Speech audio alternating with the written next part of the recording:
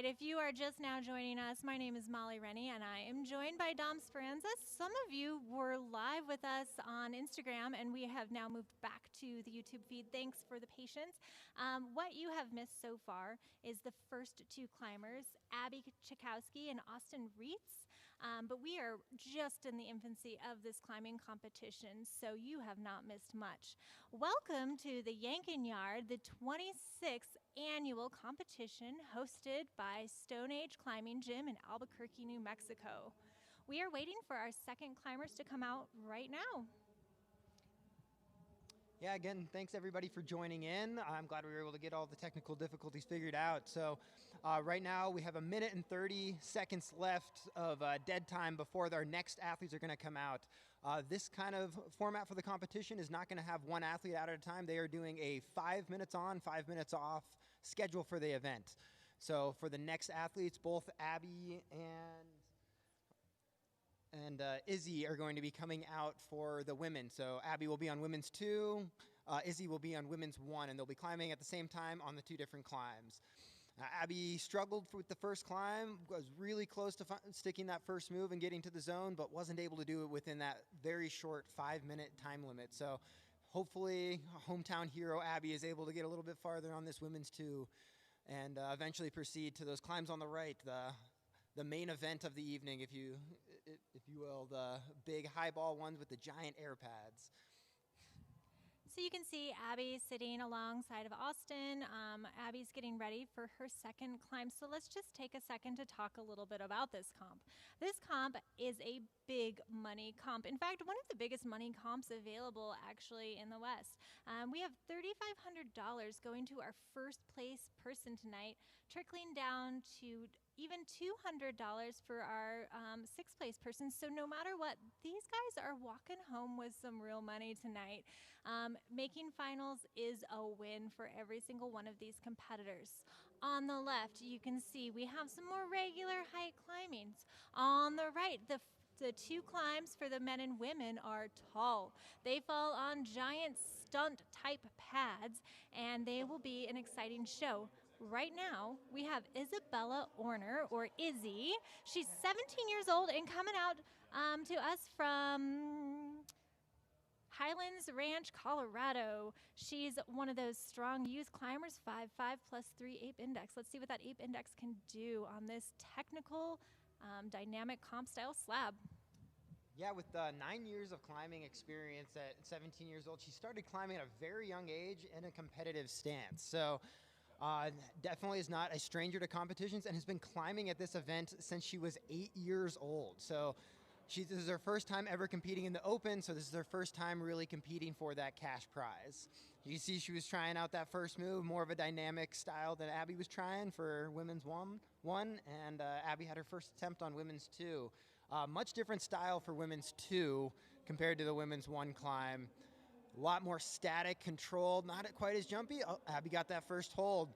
Now again, this one's broken up into a couple of different zones. We have a 10-point zone that Abby just got. So Abby's at the 10-point hold. Can she make it out to the next ones? Dom, when we were talking about this climb, we had a lot of discussion about the different ways you can read it, and I'm really impressed with how succinctly Abby has read these first couple moves. She's taking her time. She's showing her 26 years of age as a veteran climber. While not a competitive climber, technically, she was demonstrating some real tact in that. And then we see Izzy just taking a second here. She's still working on that dynamic run across move on the slab. What a way to come out on a finals climb. As we missed it a little bit earlier, these climbers see the 4 pieces of tape. Each time they get onto the wall, they have to establish control for each of those 4 pieces of tape with one of their appendages.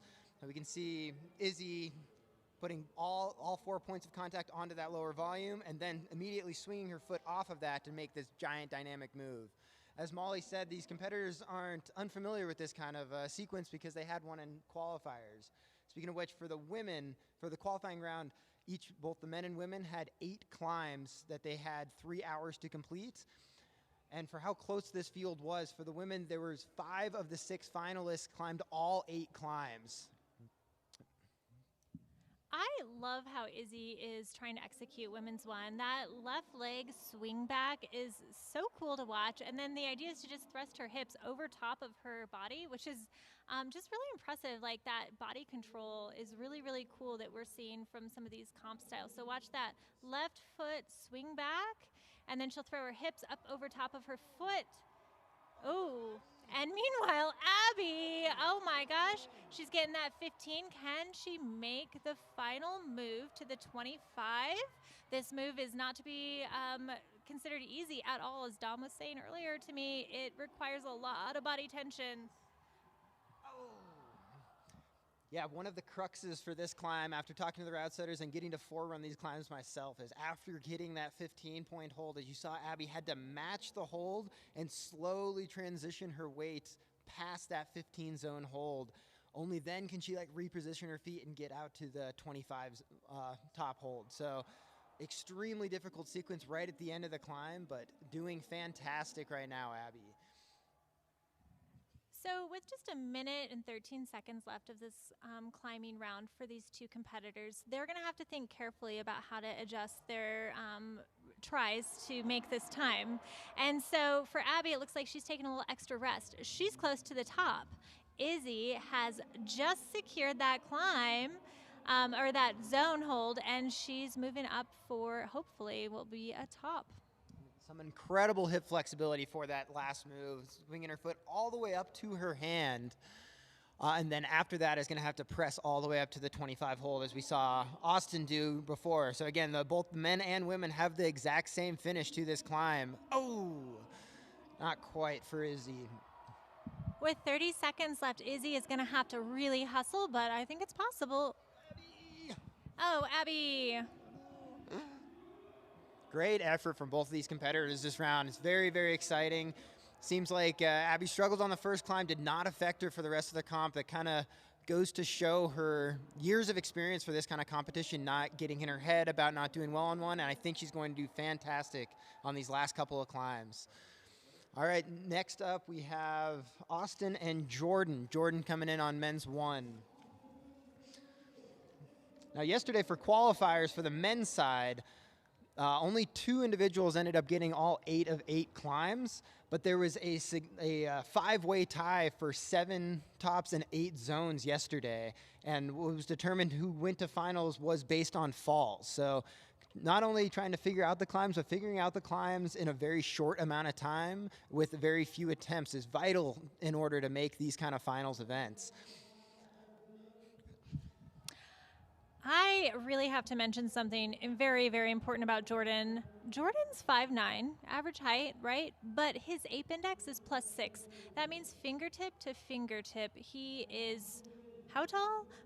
6'5", is that correct? No, my math is bad. But he's very tall. He's 6'3". Okay, 6'3". I have an English degree. He is 6'3", fingertip to fingertip, which I can only imagine is going to serve him incredibly well throughout this competition. What an ape index. Yeah, struggling just like Austin did. As we mentioned before, this first move on men's one, really, really challenging to stick in a few attempts. It's a very learned sequence. Austin, though, right now, already to the 15 zone hold on men's two and just needs to get up to that last hold. Oh, and a foot slip. Still plenty of time for both of these athletes, and I'm not too concerned about him getting back up to the finish hold for that and to get another attempt for that. Yeah, we have about 3.5 minutes left, so these climbers have an opportunity to look at these climbs, kind of suss out some beta. You can see Austin using the stick brush, and a lot of times climbers will use this actually as an opportunity to sort of feel out the holds without actually touching them, which of course is against the rules. So he's really taking that opportunity to imagine how he might be holding the holds in front of him. There we go. Jordan just stuck that first move. Oh, a little bit too quick out to the second move, though. After doing that very dynamic first move, you really need to slow yourself down to get out to that zone 15 hold. And then after that, even slow down even more. And as we saw with Izzy last attempt, was very, very high amounts of hip flexibility in order to get your feet into the correct positions. Similar to the women having such a strong field, the men's field this year has been phenomenally close and has caused the route setters a little bit of panic coming into the finals, not worrying about how strong these athletes actually are. So the route setters were doing some minor tweaks right before the start of this finals to try to help separate the athletes out. See Austin back on the 15 zone, just has one more move to do, but it is quite a ways away, having to stand up on some very glassy looking feet. Oh. What a special experience for Austin tonight to be here. He's 17 years old. So 10 years ago, when he was just 7 years old, he came here as a youth D competitor, and he watched finals. So he imagined what his life as an adult climber might be, and here it is coming to fruition. What a special evening for him to climb in open finals as an adult.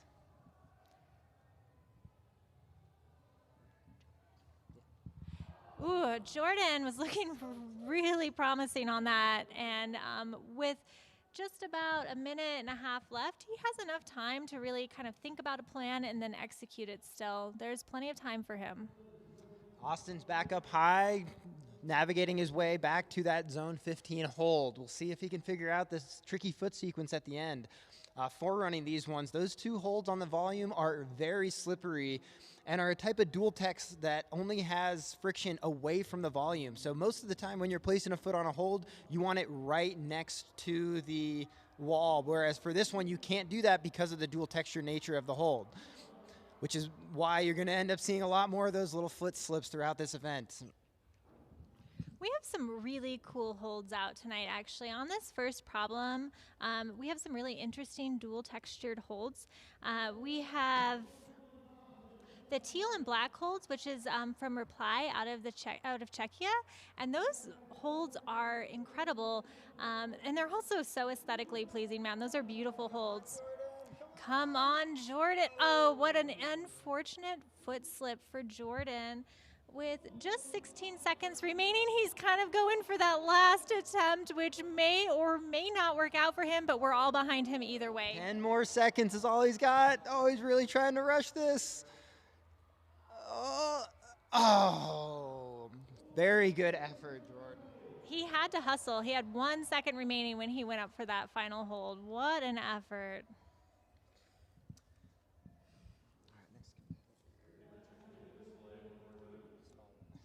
Next out for the women, we have Simone Winger. She comes from Highland, Utah. She's also one of our kid competitors coming out as an adult. She's 16 years old. She's also 5'5" with a +1 ape index, so pretty average height size for a woman. Meanwhile, on number 2, we have Izzy, who's already pretty high up on number 2. She seems to be reading it incredibly well. So both these young women are just coming out and coming out with the professionalism of adults despite their young age. Yes. Simone's struggling just as Izzy did on that. Izzy and Abby did on that first move. Speaking of which, Abby is the first one to try these high ball air pad climbs, something extremely unique to this event. The first year it debuted was last season, and they continued to do it this year. Abby as you can see for the Abby's climb, they have some climb up holds, some large jug holds on the left side in order to just get into the climb itself. So they're already starting at around 10 feet off the ground with a large 4.5 foot thick pad below them. Then you have to navigate yourself through this very tricky, balancy sequence, already about as high as you would be on a normal bouldering wall, only to get that first zone hold. These climbs are essentially sport climbs for these. Abby's securing that zone hold, bumping up high. At this point, forerunning these, I started to get extremely scared. And this last move is so high. Come on, Abby. One more, and she sticks it. Let's go, Abby. We're a little partial to Abby, but we're psyched. You can see that drop is no joke. Very good job. If you take a look at the right side of that climb, look at all those draws hanging. Imagine yourself leading up to that high and then just dropping onto a pad. It is no joke at all, and Abby is so brave. That is scary, and she just committed. I'm so impressed, and I'm so happy to see her with the first top of the women's. Abby's no stranger to this kind of event. She was out of all the women, she was the only one who is a return finalist this year. So last year she got to do this event, and I think she got second place. And so she obviously knows how to climb on these really big walls and knows how to fall, which actually takes more technique. A lot of these athletes have never done these kind of big falls, and so the route setters were able to set up the pads prior to the event so that they could practice taking these big falls. Normally, you're going to want to fall a certain way onto a normal pad. These bigger pads has a different technique on how to fall into them without getting injured. There's Izzy hitting the 15 zone hold on women's 2. We'll see if she can figure out this really tricky, cruxy sequence to get around the pinch. And she gets one hand. Again, you need 2 hands on the 25 to get the points. Ooh, cool toe hook, heel hook. Come on, Izzy. She gets the match. Now, Izzy got 15 points on the women's 1 and 25 on women's 2, putting her ahead of Abby by a little bit, but we'll try to keep you guys updated on scores.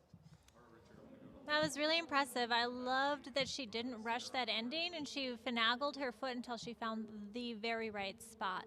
Now, with over a minute left, Simone has a good shot of figuring out the sequence. I feel like there's a good possibility that if she finds her way through this very first part, she could take it all the way to the top. I talked to Simone before we started. You notice she's wearing an ankle brace on her left foot. I guess she sprained both ankles, not just one, but both ankles climbing not that long ago. She told me casually, of course, that she was just wearing the brace for peace of mind because it was hard for her to perch up on small toe holds. But I wonder how much that might play into her ability to get really over her foot on this particular climb, and it'll be interesting to see how this plays out for her for the rest of the competition. You know, funnily enough, actually, I helped forerun these, and I also was climbing with an identical ankle brace to Simone right now. And I will tell you, even if the ankle is feeling 100%, those volume holds, the trick to standing on them is not standing on your tippy toes like you would on any other kind of foothold. You want to place your foot on the hold and drop the heel. Unfortunately, with those kind of ankle braces, they limit your ankle mobility just enough that really makes those volume holds way, way different in order to stick on them. So definitely feeling it for Simone. I think she'll do significantly better on the following climbs. All right, we have our next male competitors coming out with Sergey entering on men's 1. Sergey currently is living out of his car, so I guess you could say he's a local for the next couple of days. But originally grew up in climbing at the Vertical World Climbing Gym up in Seattle, Washington, near Seattle, Washington, climbing full-time, really trying to pursue this professional climbing career. And unique to him compared to some of these other athletes is the fact that he has a negative ape index. Most of these athletes have big fall. Very, very long arms, whereas Sergey has a -4 ape index. Everybody, we just saw Austin take his first fall off of the big pad. A huge move from the first 10 zone hold up to the 15 zone hold. Taking a little bit of a rest to clear his head after a jarring fall like that and see if he can figure that sequence out. So let's take a second to talk about the top of men's 3. It's going to get really rowdy. I mean, I'm excited to see somebody go from the 15 to the top. Dom was describing that there was going to be a little bit of a foot up jump kind of dyno motion that could get really exciting. We'll see if anybody can break that beta. But Sergey with a height of 5'5" is not going to be able to just reach that. He's going to have to, this is Austin. Austin, with actually a height of 5'10", he might have some opportunities to reach up, but I think some of our shorter climbers are going to struggle, like Sergey, with that height of 5'5". To kind of put it into perspective right now, this men's 3 climb starts around 10 feet up and only has 3 moves to get to around 25 feet. And we got the first top on that. What an incredible finishing move. jumps from the top, facing the crowd. Really, really hype movement. I think we're going to see a lot of fun movements from that.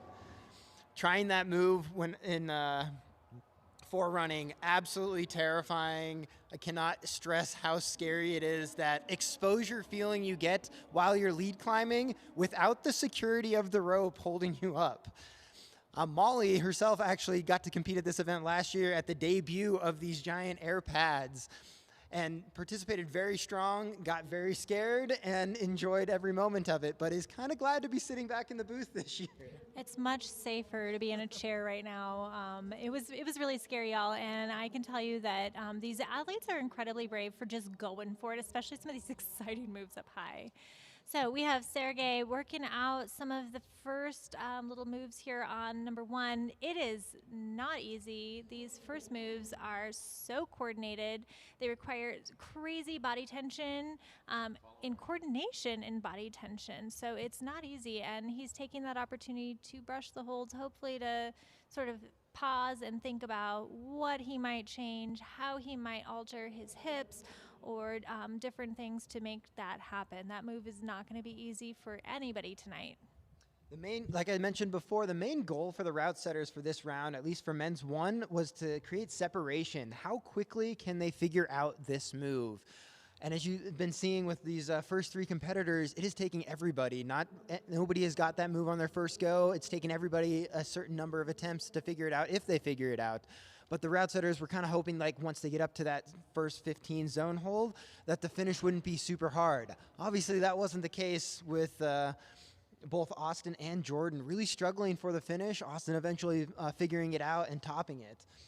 Speaking of which, now Austin with that top on men's 3 has a top on 1, the 15 hold zone on the second one, and a top on 3, putting him in first place right now. Again, there's 3 other competitors after these 3. Oh, Sergey got that first move.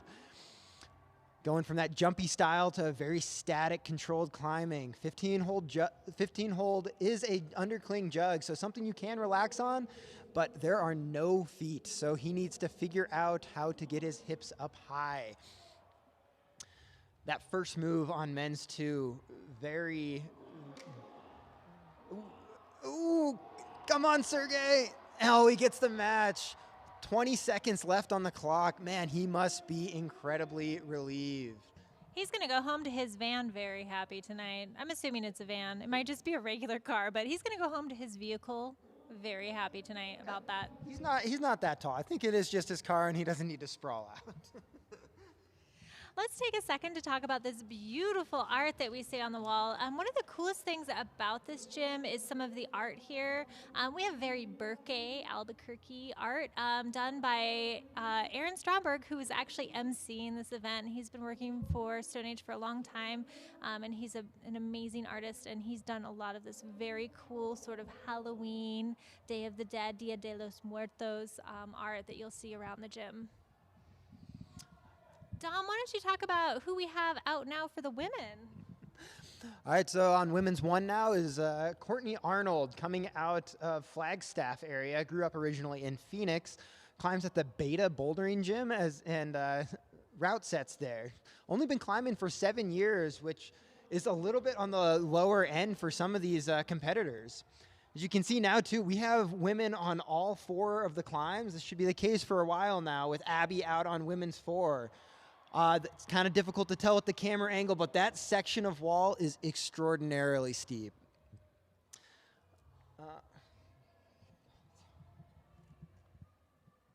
So one thing that's kind of interesting about Courtney that I just have to mention, and I actually have some questions about, is she's 5 foot tall.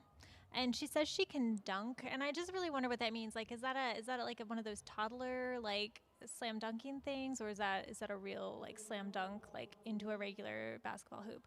But while we are wondering about that, let's take a look at women's 2. Oh my gosh, we are about to see a top from Simone. She just has to hold it together. There it is. Oh, what a great day. Meanwhile... And another top on women's 3 from Izzy. Oh, going up to the men's finish hold just to give the crowd a nice wave and dropping That is, again, about a 20 to 25 foot fall onto those big air pads. These are the kind of air pads you would see in like movie sets. That is how big of falls these women are taking. Similar to the men's, the route setters really wanted to create some separation with the women through these first couple of climbs for sure. So very high risk movement for that first one, causing a lot of people to fall if they stick it at all. One thing to note real quick while Courtney is on the wall, she needed to shout out, she begged us to shout out Sarah for covering her shift this weekend so she could come to compete, and Chloe, her three-legged cat. Is that Cleo the cat? Cleo the cat. We don't want to get that wrong. While Courtney is working on this, I think this is a great opportunity to talk about our route setters for tonight. We have Chiefing Level 4 route setter Matt Ratajczyk. Matt is, man, he's really coming on as a force. We are so lucky to have him as a route setter here at Stone Age. He has been setting for big comps. He did the Vail North American World Cup this year, or North American Cup this year. And then we have also setters Caleb Franchier, as well as legendary John Cardwell. So these setters come with a lot of experience tonight, and these climbers are really privileged to climb under the climbs of these amazing setters. Dom, why don't you talk a little bit about the angle of this wall and what it feels like to climb on these dual textured holds that Courtney's on? So these, especially for women's 1 and women's 2, men's 1, men's 2, they are straight up vertical walls called slab. These volumes protrude from the wall to give them a chance to maneuver up the wall on something completely vertical. This first climb in particular has no actual holds. That is made entirely of volumes. As you saw from Courtney just there, they don't have any grips that they're holding on to. They're just trying to rely on straight friction for both their hands and their feet. All right, Courtney eyeing up this finish. She just fell going to that final hold, so she already has the zone, which has proven hard to get already. This big swing up for that hold. Oh, great stick there. She's going to get another chance at this one. Only 38 seconds left on the clock, so not going to be able to do it quite as slowly. We also have Abby on women's 4. After doing those 3 climbs back to back to back with only 5 minutes of rest in between, this last climb, so overhanging and significantly longer than all the rest of them. This one is kind of meant to test all of the competitors' endurances here. Abby's got that 5-zone hold, but really struggling to reel it in for the top. Come on, Courtney. Oh, and falls off the top. And that is it for Abby this evening. What a way to come out. We are really excited to have Abby competing tonight as one of our local climbers. I've been climbing with Abby for a lot of years, and I really respect her. She is an incredible climber. I've seen her climb multiple double digits, and she is a beast and a great competitor, despite the fact that she would consider herself primarily an outdoor climber. Molly, as a competitor last year, what was your mindset going into these very tall, dominating climbs going out into finals? So you had the experience that these competitors also had. Can you talk us through what was going on in your head? Was it a fear thing, or where were you at with it?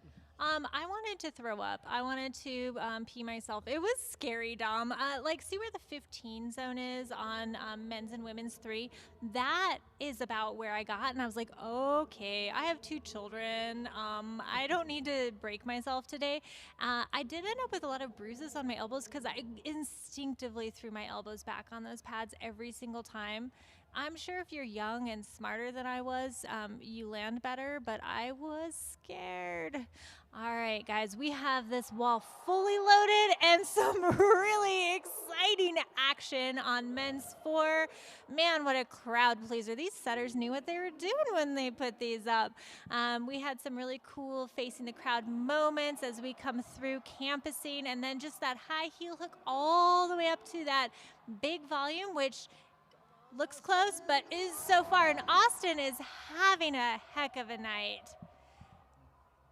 No kidding. Austin has been the only one of the only males to top men's 1, got 15 zone on men's 2, and topped the 3rd climb. If he can get a top here, he's going to set a very high standard for everybody. There he goes. Top on men's 4. What an adult debut. Meanwhile, we have Sergey sending men's 2. We have sends all over the place. This is an exciting night. Yeah, I think that was the first top for men's 2, putting Sergey in a fairly dominant position, although I don't think he got the top for men's 1. So scoring is going to be kind of all over the place to see who's going to end up where with differing tops. It's a little bit more daunting to try to commentate on 4 people climbing at the same time. As we just saw Jordan falling on the last move for men's 3, gonna give it another attempt. This very challenging dead pointy kind of move. Gets another chance at the mega dyno. Now right now he is already at 15 feet, and he's got to jump another 8 or 9 feet up to this finish hold with his feet very high. Not only does he have to deal with the difficulty of this move, but the fear of that exposure. And he sticks it, reels it in. Falls onto his back for it. Oh, great job, Jordan. Wow, we are witnessing some real excitement tonight. This is what we're here for. This is why Dom and I love this job. We get to commentate on some really exciting things and people falling over these pads at 25 feet. What an incredible experience tonight. There are so many talented climbers, and I will tell you there were close to 40 strong men that competed in qualifiers last night, and we whittled down to the 6 top men. Similarly, the women were strong last night. I was really impressed, and we had of our top 6 competitors that are competing tonight, 5 of the 6 topped all 8 of the qualifiers. So we have some really strong competitors that have come in, and of course they've come in for that $3,500, which might pay rent, or in the case of Sergey, might pay for his gas for a little while. Yeah, so to, again, speak on how competitive these athletes are, at least in the men's field, a couple athletes still to come out, Charlie Barron and Ben Hanna, along with Sergey and Quinn. All of them last weekend were competing at the U.S. National Championships for both bouldering and lead climbing, performing very well and qualifying themselves for the U.S. team trials, an event where competing well at will allow them to go to World Cup events. So these are not just run-of-the-mill local climbers. These guys traveled from out of town to get a chance at this purse and to get a chance at pursuing their dream. This kind of check goes a long ways when you're trying to climb professionally. Really struggling again, like this first move, so challenging for so many of the competitors, very finessey and very, very difficult. Yeah. Nice effort, Quinn. That's very, very challenging first move. Up next for the women, we have Olivia. Where's her?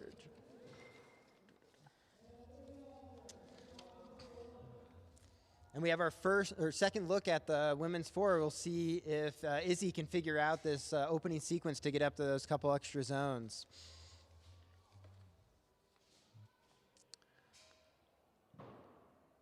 Again, this women's 4, very steep climb, not an easy start, and it makes you very pumped for the top. We haven't seen that top section quite yet, but I'm sure we will before the end of this competition. We got some very strong women coming in. Izzy gearing up for that big move. Sticks that big move that was a big struggle for me while I was forerunning, for sure. Makes the 10-zone hole. Able to rest out a little bit, but still on a very steep overhang. Courtney getting high up on women's 2. Up to that 10 zone.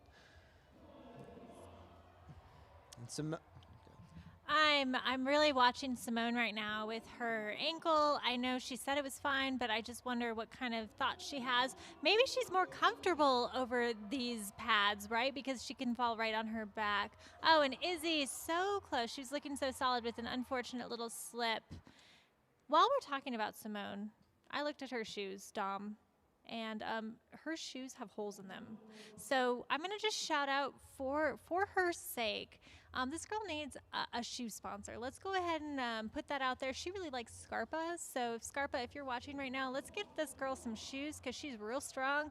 And she has 2 different shoes on really because the other shoe was so blown out that she couldn't wear it, and the other one has so many holes. And look at her, she's crushing. She's up on the 15.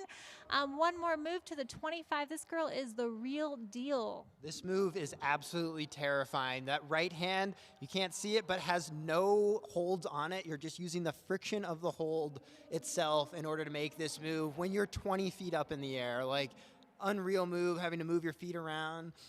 We just saw Izzy on this women's 4 get up to that 15 zone hold, something you can't really tell from the video itself. The hold that she fell going to is completely blocked, like very narrow opening, completely flat hold, and you're pumped by the time you get up to that point. Dom, admittedly, I did not see where she fell. Can you describe where that was? All right, so after the 10 zone hold, she goes up to the right hand sloper. I think she'll get there again. It looks like she's looking fairly good on it. This move, not super easy, but at least the 2 holds that she's on are very good holds. Able to shake out a little bit, but again, these women have been climbing 15 minutes on 3 other climbs. Very, very tired right now, and really needs to hold it together. This hold after the 10 zone is a sloper, so going from these jugs to something that really doesn't have a lot of grip on it. Oh.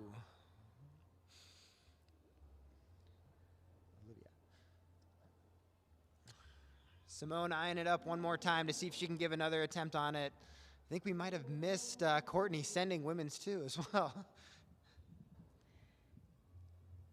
With just a minute 30 left, Liv is eyeing up number 1. And she's struggling a little bit to figure out body position, where her feet need to go. It's a lot about putting your hips over top of your feet and timing it as your hands make contact with the next hold. And that is a really comp style type of climbing. It's something that, like myself as an outdoor climber, doesn't really get much experience with, but these younger youth competitors that spend a lot of time. She's a collegiate national league champion. She's on the comp circuit. She does the North American Cup Series, so she's no joke. And might I add, Liv has climbed V12 at least. She sent Lethal Design, which is a V12. Considers herself really more of a sport climber, which I'm excited to see her on 3 and 4, because I think that's where she's going to really find her happiness and her happy place as she's climbing that 3 and 4. She has a shout out to Tamara and Chris, her parents, for she thanks them for finding her passion and helping her along the way as she's explored climbing and discovered it as the love of her life. Who is it? Simone. Come on, Simone. Oh, another fall on the top. That end is so tricky and so scary. When the route setters are setting these, they're really taking fear into account when they're setting the climbs, not just the difficulty. All right. We have our second to last male competitor, Ben Hanna, who is no stranger to these finals. He placed second last year in this event and really, really looking for a win this year. He's been going to this event ever since he was a little kid and has wanted to win this competition his entire life. I really think this could be Ben's year if he can figure these initial climbs out. But it's kind of looking like this first one giving the men a lot of trouble. Men's 2 is a lot more finessey, and then got to even see a top on men's 4. Such a showy move for men's 4 that get to show off to the crowd a little bit with the turnaround campus. Sergey eyeing up that big move to the 15 zone hold, really high up on that volume. Oh, falling into the big pad. He took sort of an interesting perspective, Sergey did, on the 3rd climb. It seemed to me like he wanted to hit the right zone, the zone 15 with his right hand and palm press his left hand down on that volume-y type sloper guy. Dom, you climbed these. Tell me if that's doable. Could he palm press with the left hand and catch with the right hand on 15? I never stuck that move in the 4 running that way. All the guys that were sticking it were kind of just stabbing up with the right hand and really planting out the left foot. One thing to note, he got his feet very high before that move, whereas a lot of these other competitors are standing up. Oh, we got Ben Hanna at the top of men's 1. That's another top for men's 1. That's a very difficult climb. It's kind of hard to tell who had the fewer number of falls for that one, because I know that Austin sent it. I can't remember who else sent that one, but such a great round for start for Ben Hanna. And Ben is such a local hero. While he currently lives in Salt Lake, we all claim him as a local, even though he's always just lived in Santa Fe, not Albuquerque. But he's New Mexican through and through, and we love Ben Hanna. So, of course, the crowd is super behind him tonight. All right. Oh, Sergey sticking a little bit of an unconventional beta for that top. Now let's see if he can. No tricky beta for this one. Just need to jump up to that finish hold. Eyeing it up. Oh, as we mentioned before, Sergey, not the tallest of our athletes and actually has a negative ape index, so he's going to have to get a significant amount higher. You could see Matt Ratajczyk on the left side of your screen, our chief route setter there, ready to spot. I know the route setters were definitely concerned with making sure the athletes are safe as they fall, and so all of the route setters and staff here are kind of prepared on the outer edges of these air mattresses, air pads, air whatevers, to make sure that these athletes don't come tumbling off to the side. So lots of care and passion. For those of you local and interested, you can come tomorrow and try your hand at any of these finals climbs over top of these air pads. I recommend it, although maybe I don't, because it's actually so scary.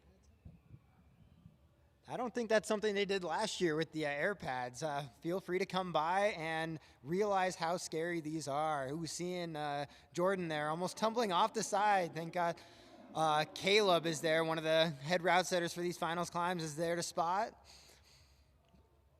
All right, we have Sergey eyeing up that very difficult 15-zone move again. These climbs are so long that these boulderers are bringing chalk bags on these climbs. That's something you would see as a sport climber, but I guess these climbs are about as tall as some sport climbs you would do. About 5 bolts up. Talking to the route setters, about 25 feet. Those falls are terrifying. I feel like every time there's a safe fall, Matt, the head route setter, has a little relief on his face. Yeah, and honestly, just to get into the first holds, right, to like, okay, I'm starting the climb now. You've already climbed to the first bolt, which is wild.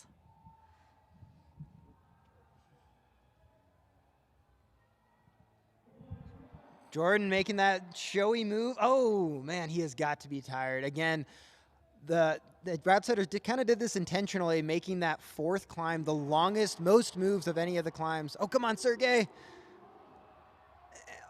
Oh, he got the step up. So one thing I know about the route setters is they were really trying hard to recreate a very famous dyno out in Fontainebleau called a Rainbow Rocket. It's a V11 dyno that requires this massive step up. And so they're imagining, it's like, all right, let's take that dyno and set it 20 feet in the air. And so that's what Sergey ended up having to do there. Massive step up to above where his hands were in order to make that final reach to the 25 zone. Because in Albuquerque, Dom, that's how we do. All right, last up for the women. Chloe Coscoy,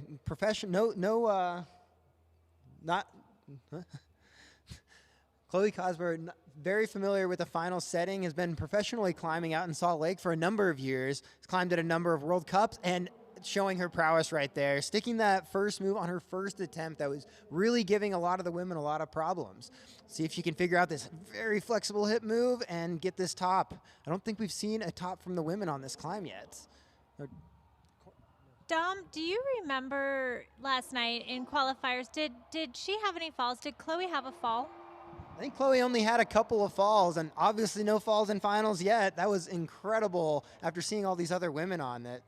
Chloe was first from the qualifiers, even though there were 7 women to climb, five of the 6 women in finals climbed all 8 climbs. Chloe had the least number of falls out of all of them. She was done with the 3-hour qualifying round in about 1 hour and 10 minutes, which is insane for the level of difficulty these route setters are trying. Courtney is now on women's 3, getting pretty high up. She's got that left hand undercling reaching out right to really a pretty terrible and a little bit scary volume for the match to the finish. Big drop. and a massive drop as she roly-polies onto the mat below, because that's how it happens. It's a wild fall to the ground, or the air mattress rather. Ooh, another top four, or getting close to the top for Liv. Nice work. Easy finish. I love the way Liv stepped her left foot out against the opposing wall to sort of just make sure she was really secure before she came in. She wasn't going to take anything for granted. Just one competitor left. We have not seen a top on women's 4 yet. Proving to be very pumpy and challenging for some of these women. Route setters really tried to make this last climb separate out the field a little bit with a long, enduring kind of climb. We don't want a lot of people to be topping this last one, and we got to see how well they conserve their energy for the first couple of climbs. And let's be clear, last night, these competitors climbed for 3 hours. Okay, Chloe climbed for like an hour, but most of them climbed for like 3 hours, and now they're out here in front of a crowd, nervous, I imagine, I hope, if they're human, about this crazy height that they're about to embark on. And they're probably feeling a little pumped, a little nervous, and it's a big endeavor. It's a big question. Can they persevere through these really challenging, pretty steep walls, especially by the time they get to number 4, and make it all the way up 25 feet to the top?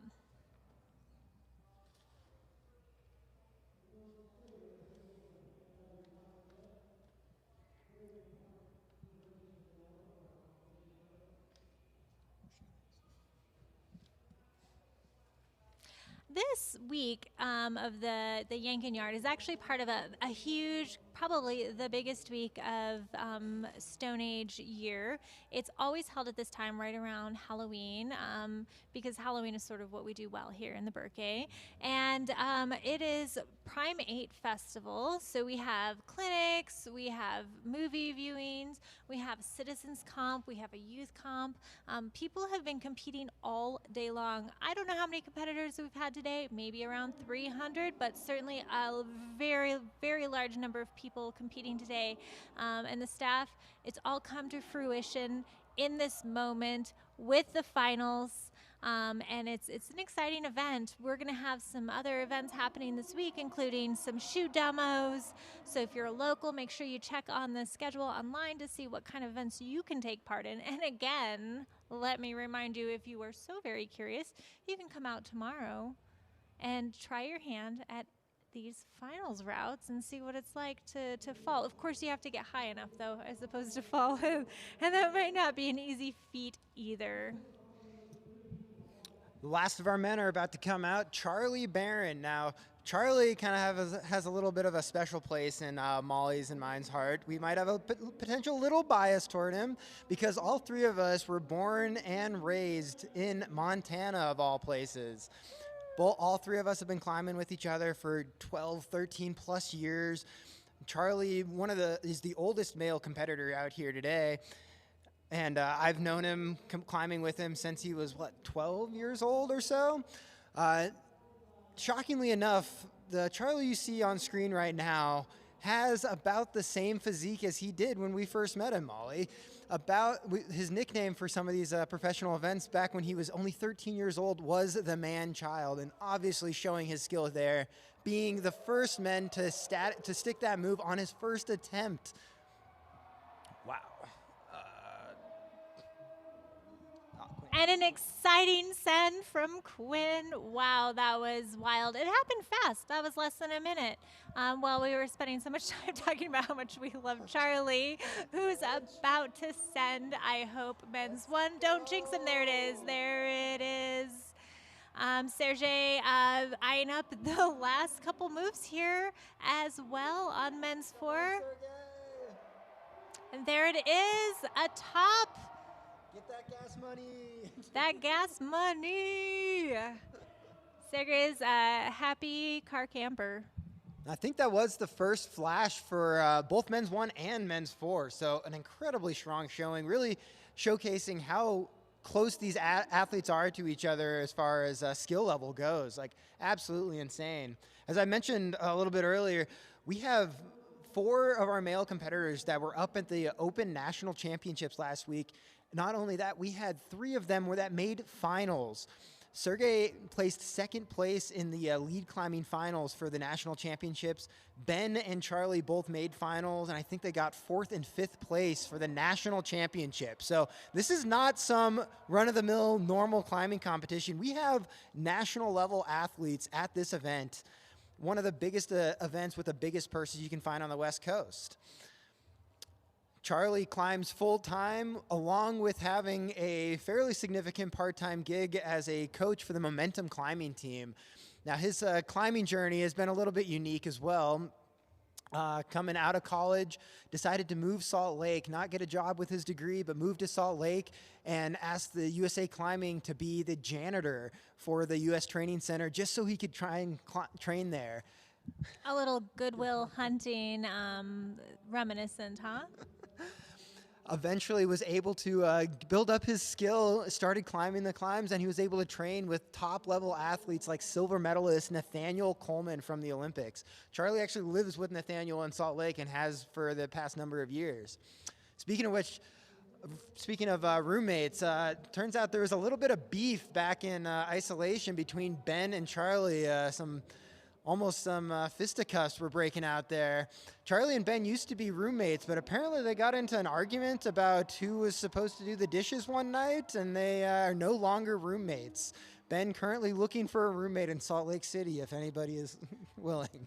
I think Sergey might be a good candidate just based on his current car living. I'm always torn on whether or not I want to cheer for Ben or Charlie because of both of my roots. But right now, Ben is looking so strong, so confident. He is the hometown hero, truly topping out. So grateful for having that crowd behind him. I don't know anybody who feeds off of the crowd more than Ben Hanna. Man, this is really shaking up to be a very close round. Looks like on men's 1, Charlie got the flash. Ben, I think, had a couple of falls and had a couple of falls on men's 2 as well, giving Charlie like a chance to potentially take the lead. It's going to be the pressure on as the event continues on. So very exciting to see where this one goes. We have a little bit of downtime in the next 30 seconds before the women are going to start coming out. We're done with women's and men's 1 now. So I don't think we have any live scoring, but we'll get you guys results as soon as we can for the podium. You see, we have a really packed house. People are excited. People are excited to come out tonight to cheer on Abby Chakowski and Benjamin Hanna, who are kind of our local heroes, but also to just get eyes on some of the bigger heroes of the climbing community, like Chloe Koskwe, who is probably of the group here tonight, the one who is honestly the most Olympic hopeful, at least in the moment.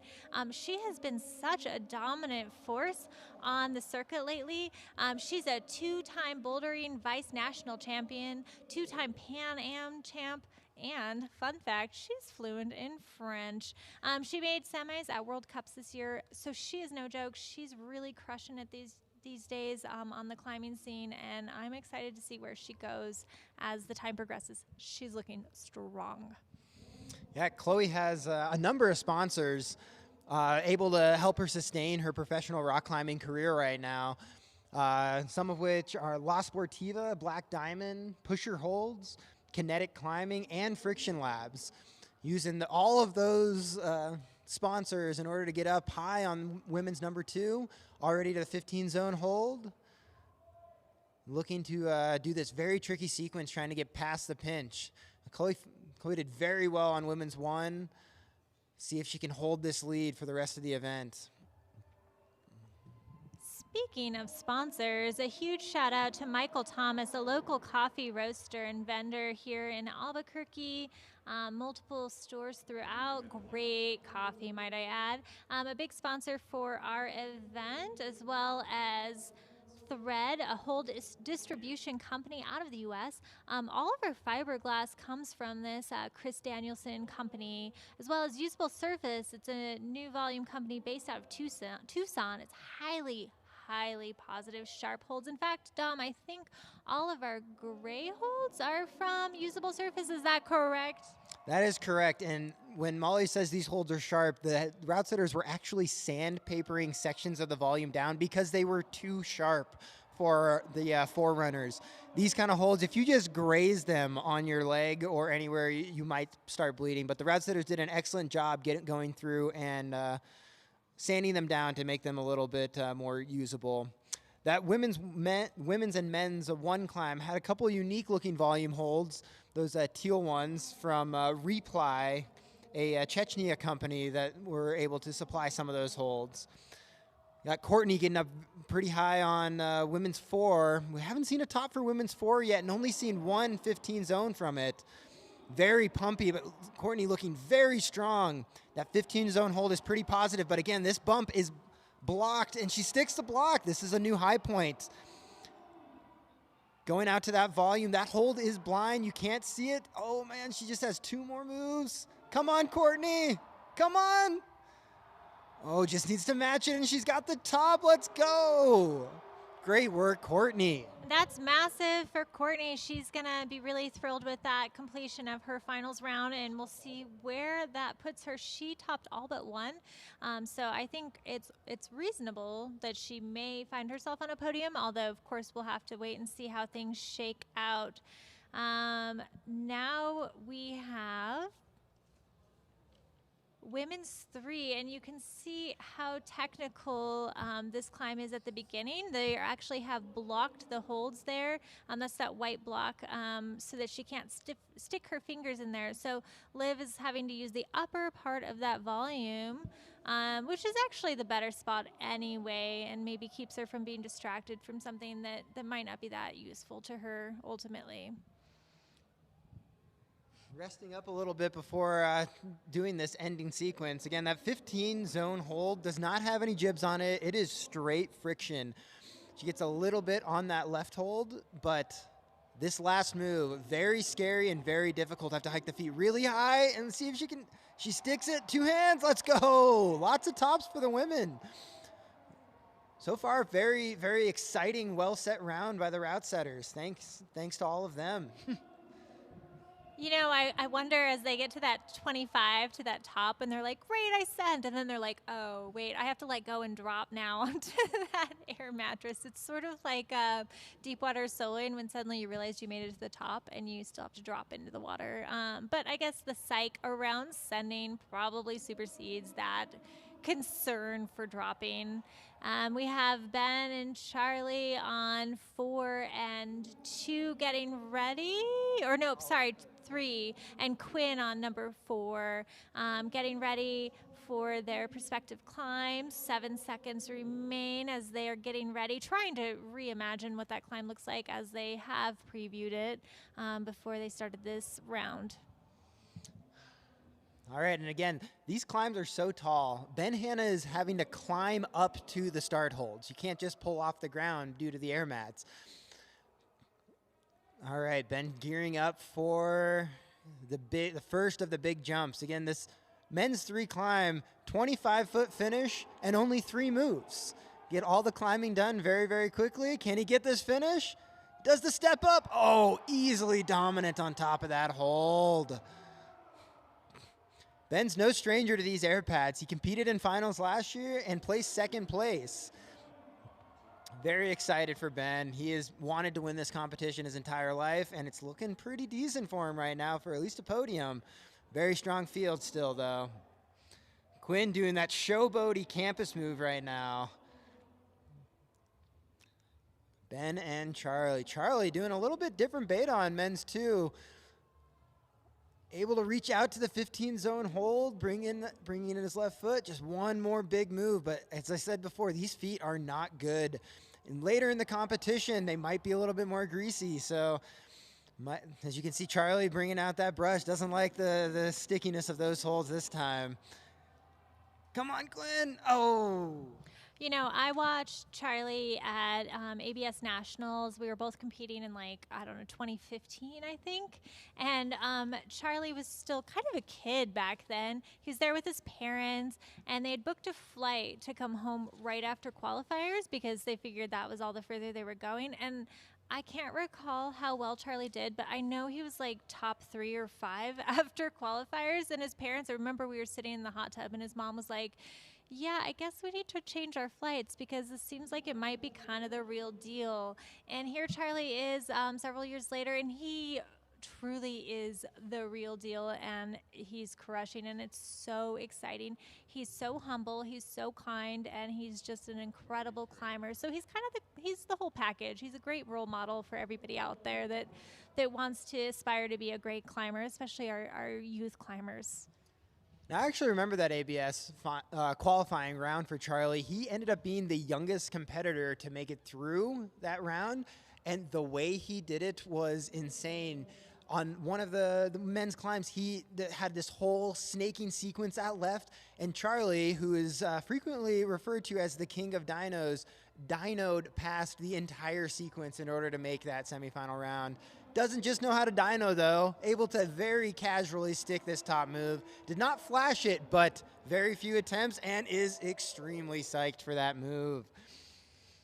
Great work, Charlie. If anybody follows Charlie on Instagram, just at Charles Barron, he recently posted a video that got a decent amount of media attention, pulling 275 pounds off of one of the tension crimps. I think it was about a 25 millimeter edge. Now, I can't deadlift 275 pounds, let alone pick it up with one hand, let alone doing it with just my fingertips. If you guys aren't following Charlie, give him a follow and check out that video. It blew my mind, the amount of weight that man-child was pulling up. Let's go, Quinn. Going to that showboaty move, this really cool campus, all the way around. God, that is insane.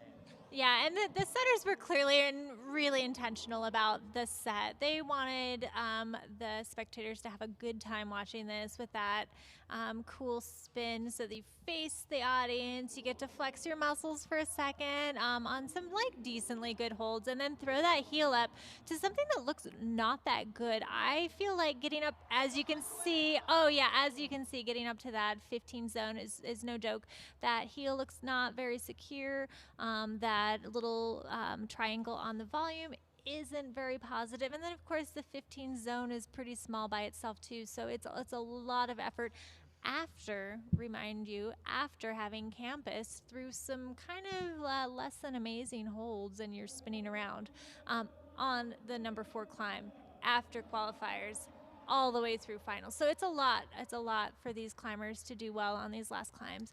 With 22 seconds, it looks like he might not be coming out for another go, which is probably smart for physical health, as these climbs are pretty taxing.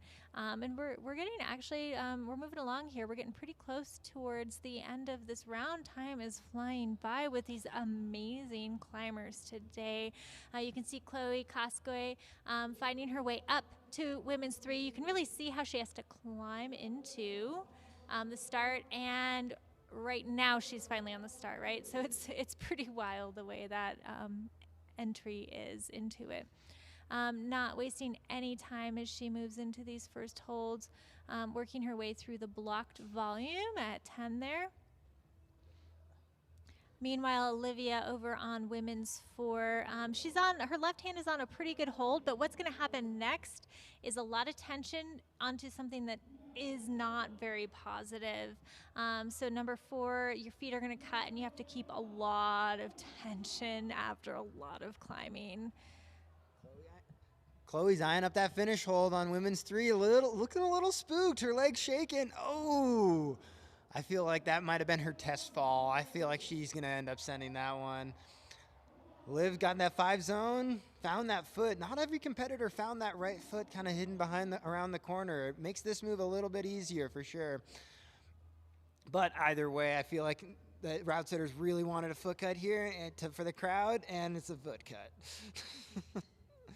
It sure is. And you see a lot of these climbers as they get pretty high over top of these airbags, they're trying to sort of navigate how to fall. You don't really want to fall onto your feet because there's so much give underneath you. And so you have to manipulate your body as you're going through the air to sort of land on your back and sort of turtle mode it, right? And make sure you're protecting all of the important body parts, which is a really hard mental thing as you're falling. I think we've had a top now on every single one of the climbs.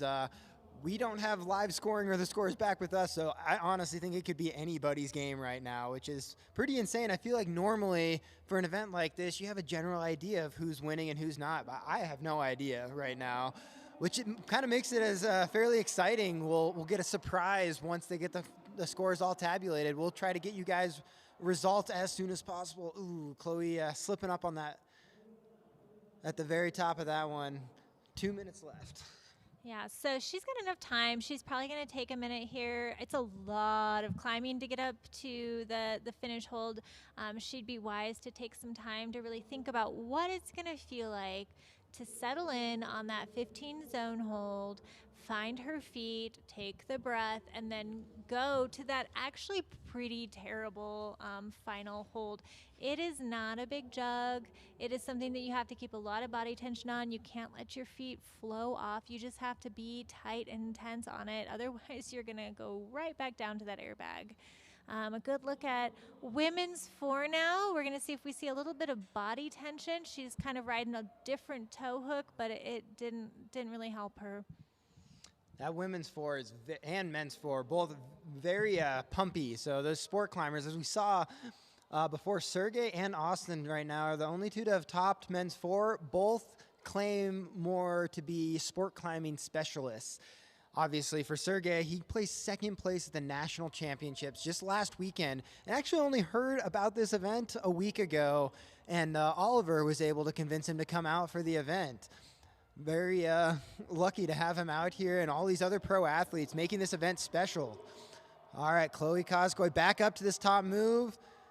Oh, now Chloe shouldn't be, oh, that foot. For running these, I struggled a lot. Same with Chloe right up here, trying to get that right foot up higher onto that 10 zone hold in order to make that finish. Not an easy sequence. You know, it's interesting. Chloe is 5'9", so she's actually really tall compared to a lot of our female competitors, and truthfully, some of our male competitors too. And she's having a hard time reaching the final hold, and I think it's because if she brings her feet higher, she's going to get her body and her butt pushed away from the wall, which will pull her off, and so she's forced to keep her feet maybe a little bit lower so she can reach, but ultimately it's not high enough. So let's see if she can find that sweet spot with her feet as she goes on her next attempt. Not a lot of time left. She doesn't have the luxury of going slow this time. She needs to make this. Oh, she's not even going to do the... Oh, no top for Chloe, but very good attempts. She seems excited, giving a little wave to the crowd. Liv giving one last attempt on the women's 4, 10 seconds. Not going to happen, but great round for both of these women. So far, only one top for women's 4 by Courtney, placing her in a very good position in this competition. See Charlie doing a little barrel roll to get to the start. That's part of the event. You need to figure out how to get to the start of the climb. All right, Ben and Charlie, last two men in the field. Let's see if they can navigate these. Ben was wasting no time getting on while Charlie was barrel rolling. Ben was already through the first couple moves. He recognizes that time is of the essence because these climbs are so... Oh my gosh, Ben, are you showing off right now? Very good, Ben. You can hold a very impressive one arm... Oh, and another one arm, 2-finger lock off. All right, Ben, we see you. We see you. Meanwhile, Charlie also stealing a show on the left with an easy send. He's looking for the crowd, and they are absolutely behind them. There's a reason why they call Charlie the Dino King and how they used to call him the man-child. Ben looking very good on the top of this one. No stranger to these scary climbs and able to pull it out. That was a flash for Ben on men's 4. This is going to be very close between Charlie and Ben. Right now, both of them have men's 1, men's 2, and men's 3 as tops. I'm not sure where the falls are at, so this is a very intense going into the final climb. It's going to come down to falls for Charlie, so good luck to Charlie. We got about 3 minutes and 30 seconds before our last female competitor. And this is so exciting because now they have a little bit of time to rest. They have some time to shake it out. It's pretty great to have all of this extra time for them before their final climb, or before Charlie's final climb, of course. Charlie is supported by La Sportiva, Fizzy Advantage, and Friction Labs. And of course, as we've mentioned before, he hails out of Billings, Montana. Ben, meanwhile, also is sponsored by Maxim, Kinetic, Chalk Cartel, Gnarly, and Pusher. So once these athletes get to a certain level, they are looking to have some sponsorship because that's what truly supports them. And of course, doing well at comps like this, if you can take home $3,500 today, like you're set for a bit. And certainly even taking 6 today is $200. So in theory, that covers your registration as well as your gas. And if you're lucky, you stayed at Ben Hanna's mom's house with Ben, because that's where a lot of athletes are staying on this trip. Charlie's there too. Charlie and Ben are actually staying at the same house, even with their beef, their past beef. Feel like this competition might just be fueling that rivalry between those two.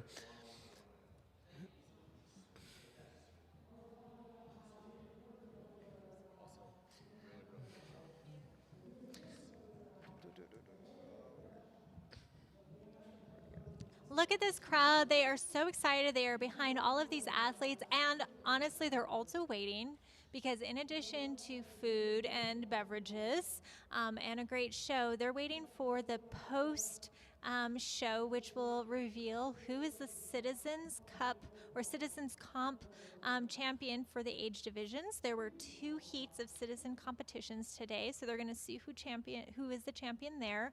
There are some amazing raffles that will raffle off some really cool gear for all of our local competitors. And then, of course, we also do what's called the Stone Cup, which is a series of events throughout the year for the local community members. And so we'll see who the reigning Stone Cup champion is tonight. So it's an exciting night for everybody. Of course, this event also is part of a massive event called the Prime 8 Festival.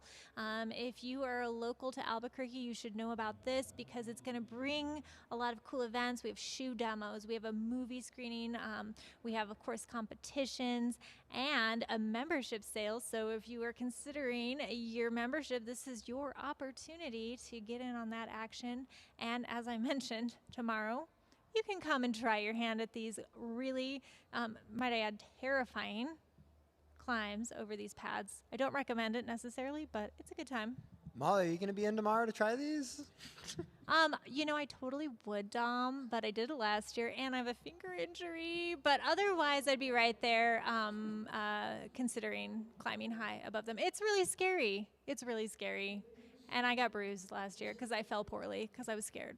Because it's scary. I don't know if I mentioned it's scary.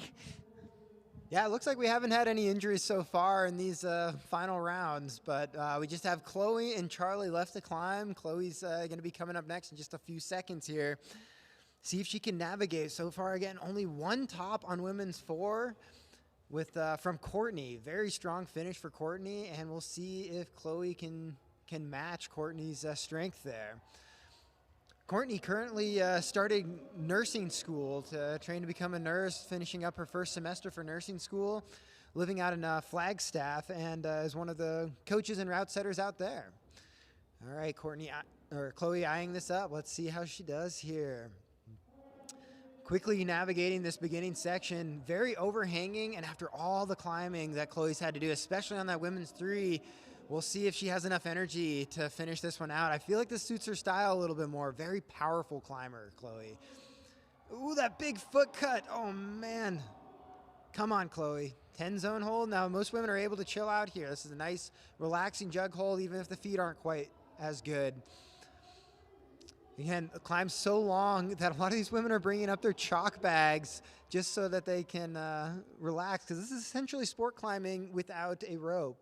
A lot of these athletes here today aren't averse to this kind of height, but they typically have water below them. A good chunk of these athletes have got to participate in the Seco block competitions, which go all over the U.S. and sometimes up in Canada, and are similar style or a little bit different style of a competition, actually. It's a very difficult climb set, and instead of just climbing it, you have to go head-to-head against another individual.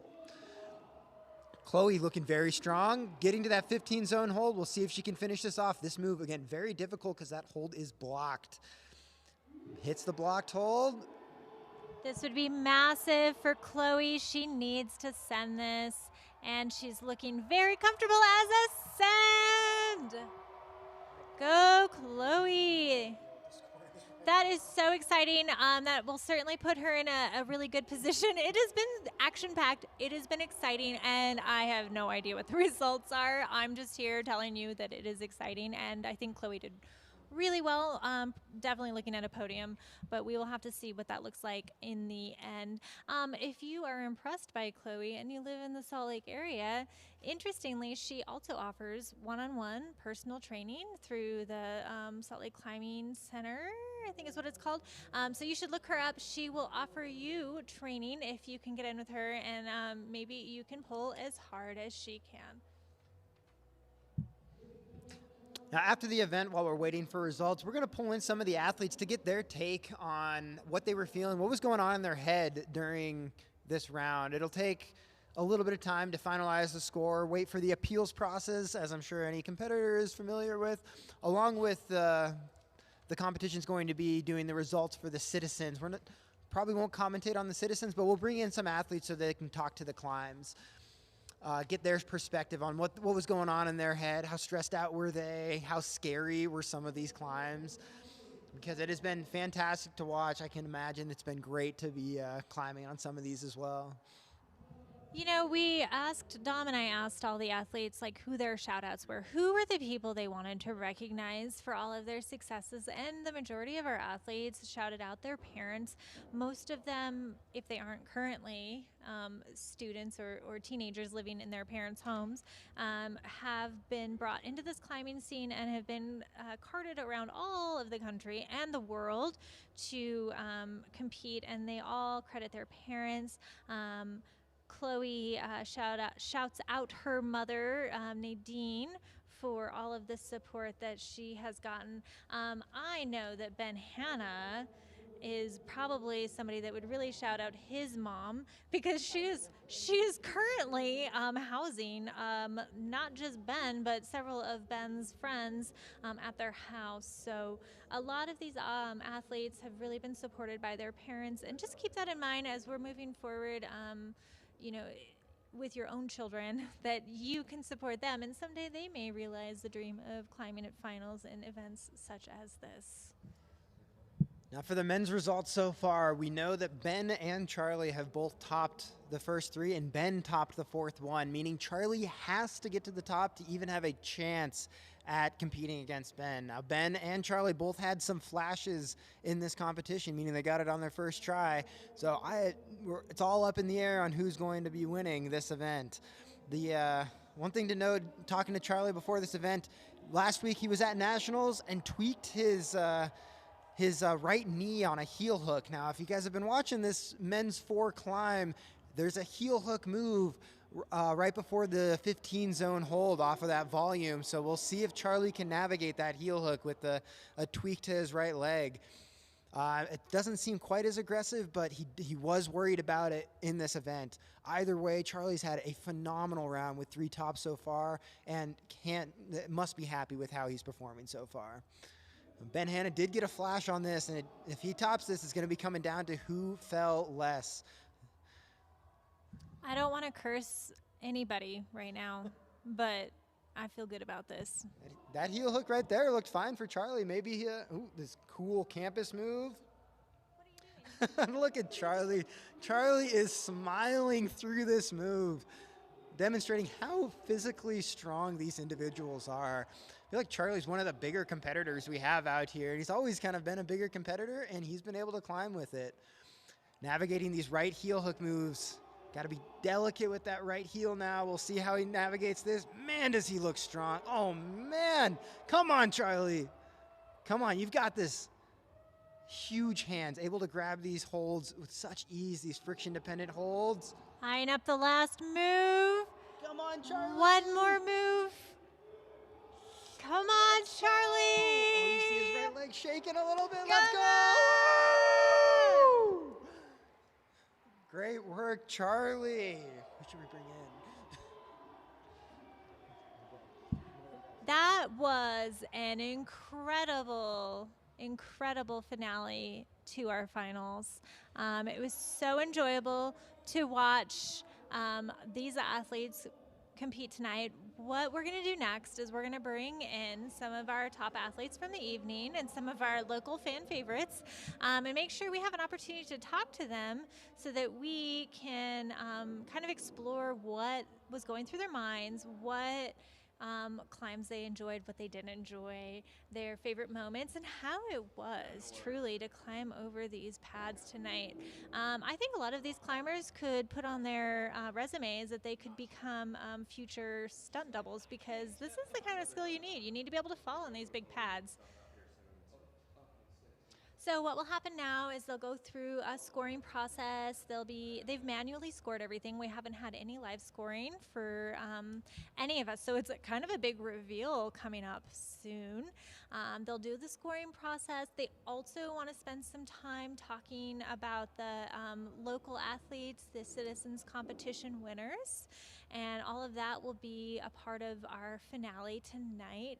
All the athletes are really excited to see how they've done, how the pro athletes in the finals have done as we continue on with our evening.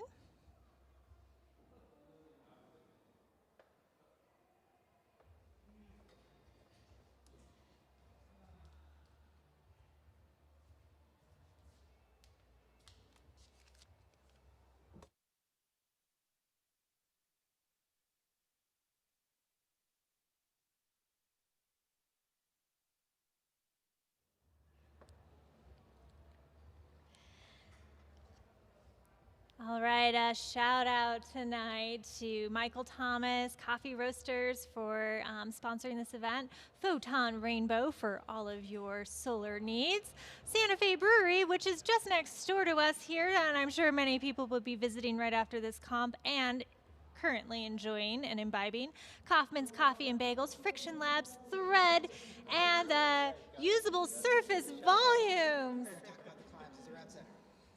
All right, we are so excited because in the booth right now we have John Cardwell, one of our setters for finals. It would be really cool to talk about the climbs. John, what kind of adjustments did you make after you saw qualifications round tonight? Well, one of the main things that we noticed was that the women came with a lot stronger field than we expected, pretty much. So we had to make some adjustments and kind of turn up the volume problem, number one, kind of turned up quite a bit. And this was an interesting problem because it was a shared finish. You know, both men and women were finishing on the same problem. So we wanted to make it a little bit more accessible for the women to get into that shared finish, but also like we realized that they had the ability to do the dyno, and it kind of proved later in the round. So it was a tricky thing to kind of, you know, balance that challenge, but also knowing that they have to share the same difficulty on the end of that problem. The other problems, they stayed pretty much the same. Problem 4, problem 3, pretty much exactly the same. We just, you know, with these highball problems, you know, you have to take into account the risk factor and the fact that most of these women haven't climbed on, like, you know, over the pads. So we just let it ride pretty much.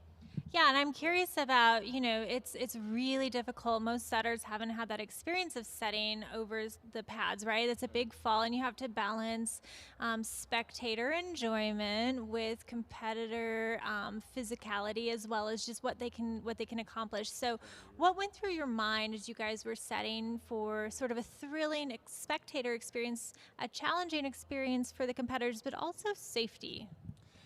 Well, safety, honestly, you know, that was our number one priority. So the first thing that we did when we put up the problems We foreran them with a rope, actually, just to kind of make sure the concepts worked. And the next step after that was fall testing. So basically testing the outer reaches, kind of like the perimeter of the boulder problems, making sure there's no wild, out-of-control falls. And then once we kind of went through that process, we were pretty comfortable with the problems at that point. So we just went with the difficulty and just tried to calibrate them like we would any other bouldering comp. So that's kind of the process. And how long have you guys been working on the concept of each of these boulder problems as you've been preparing for this competition? So there was 2 main days.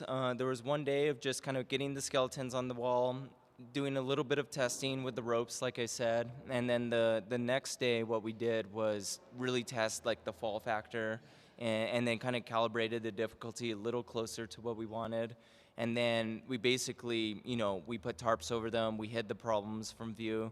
And then tonight, during changeover, when we revealed the problems, we did some small adjustments, that's it. We actually didn't, for the women's round, we didn't adjust anything on their high ball problems, but we did on the first 2 problems. So about 3 days of work, I would say, yeah. Yeah, so are you feeling ready for this comp to be over? Are you guys feeling pretty exhausted at this point? Because it seems like a lot of work and maybe a little bit higher stress than other competitions for setting. It was definitely a little stressful. For me in particular, it was stressful for problem 1 because it was a shared climb, kind of a different concept a little bit. And, I just wanted to prove that, the bridge between the men and the female competitors is actually kind of narrowing these days. And if it's a specific move, they're going to challenge both of the genders almost equally, So there was a little bit of element of stress, like did we overcook it? And in a ways, maybe it was a little hard, but at the same time, when Chloe came out and just flashed it, it proved, she flashed the end of that climb, which many of the male competitors didn't do. You know what I mean? So it kind of is a cool, and I was most stressed about that. But the round in general, we have a great setting program, like a lot of experienced competitors and setters. So we kind of just leaned on each other and trusted the process. So yeah, it's a little stressful, like every comp. And I love that all of our setting was done in-house with our local amazing setting team. We're really lucky here in Albuquerque to have such an amazing setting team with so much experience. And we thank you so much tonight for your work and for keeping our athletes safe, but keeping it exciting for us. Yeah, thank you. I appreciate it. It couldn't have been done without, the full team. We have Matt leading us and Lance Hatfield. They're kind of, driving force behind the setting program and kind of setting up like everything that needs to happen in order before plastic goes on the wall. And then of course we just have a really great team. So, all these projects, they lean on a team for sure. So. Awesome. Thank you so much. Well, it sounds like we've got Charlie coming in to talk with us. So thanks, John, for coming out tonight and talking with us. And thanks for your amazing setting. All right.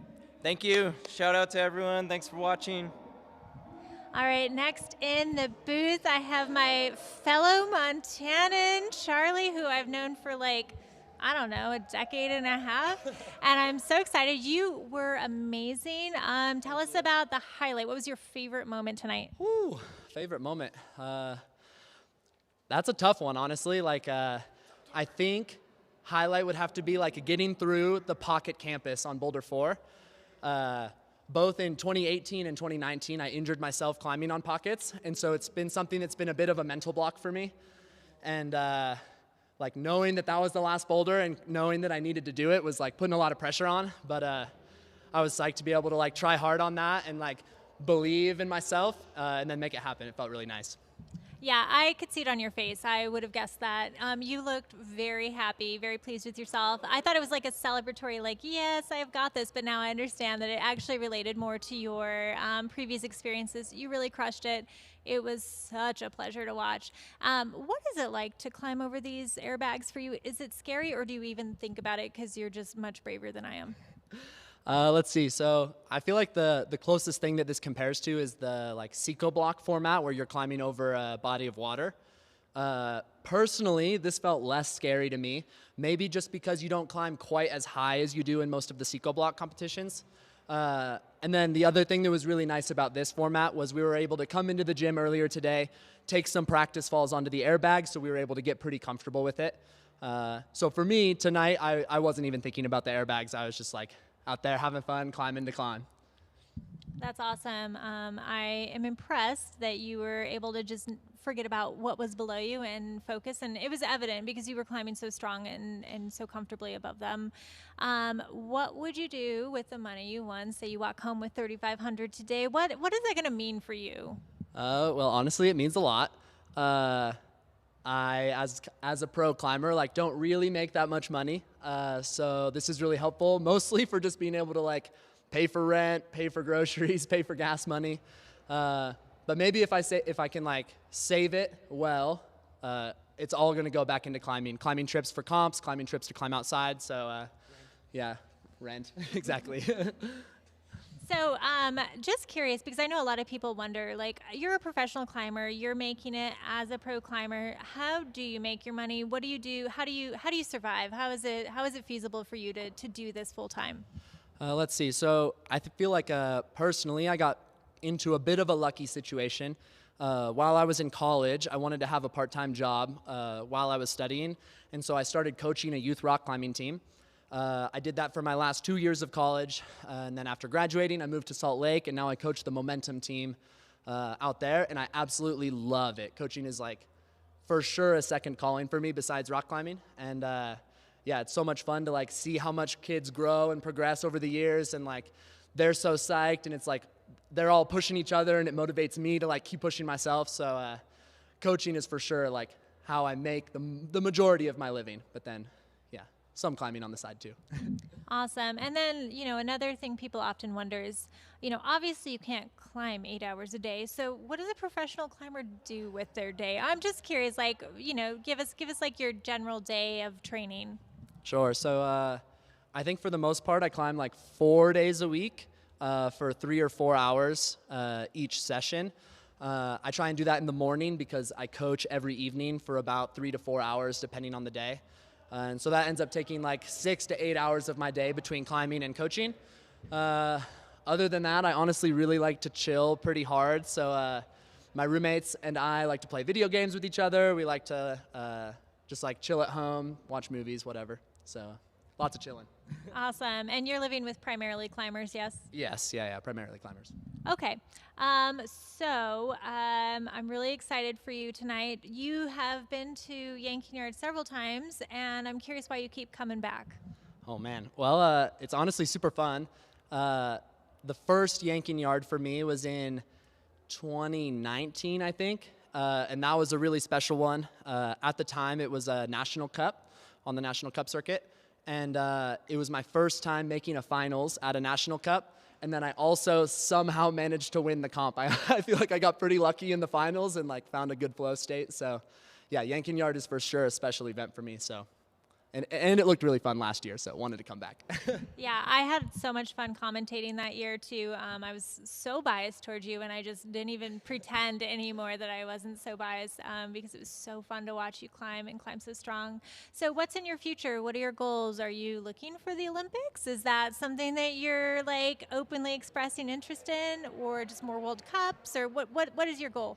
Let's see. So like to cover the Olympics topic first, like 2024 is already out of the cards for me. 2028 for sure would be really cool, but qualifying for the Olympics is a really tricky thing where it really will just come down to one performance on one day, and in the big scheme of things, it doesn't really show that much like consistency or longevity for an athlete, in my opinion. So something that I see as more of a goal is like putting in more work to try and make the national team so that I can do more World Cups and then try and find more consistency and longevity in the World Cup circuit. It just seems like something that would like help me track my progression better rather than training for one comp that maybe or maybe not works out. Awesome. Thank you. That was Charlie Barron. We're going to talk to Chloe Koskoy. Do you have anything you want to say, Charlie, before you head out? No, but thank you, Molly. I appreciate everything. Thank you. All right, Chloe. Hello, hello.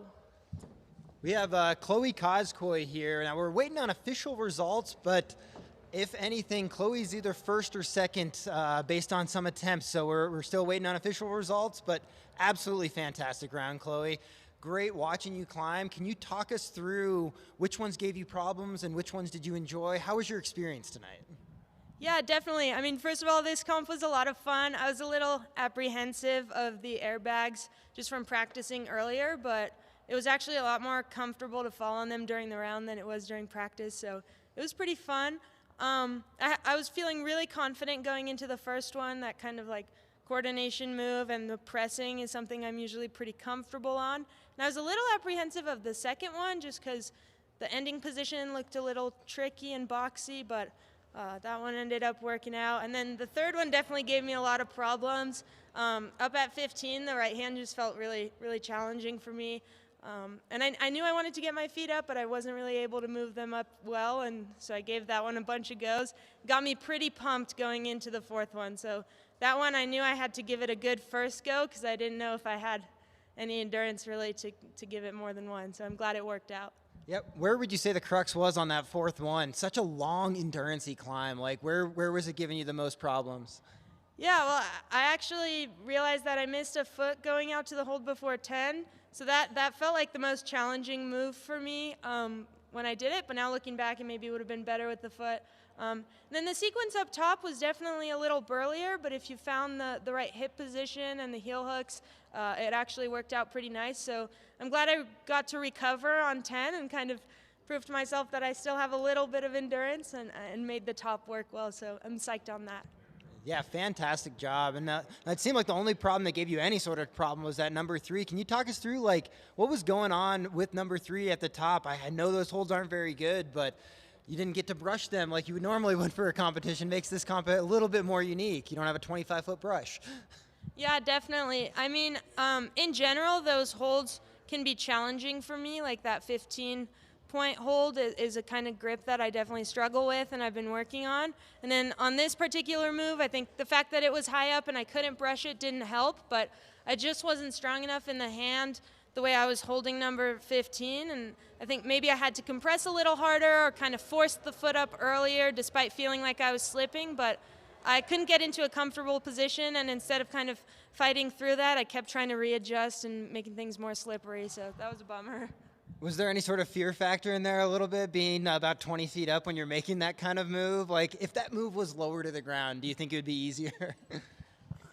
I think, honestly, just brushing it might have been great, but like I said, the practice over the airbags was a little sketchy, and I didn't like how I was falling. And then here, almost just not even knowing that you're going to fall, and then falling then actually made it almost more comfortable. I feel like I didn't take any weird falls now like I kind of did earlier. So no issues with the airbags, actually.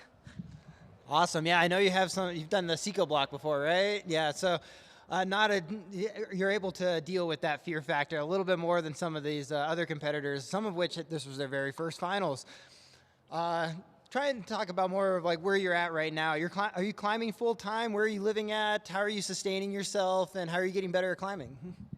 Yeah, so like big thanks to my sponsors and my family. They helped me a lot in pursuing climbing.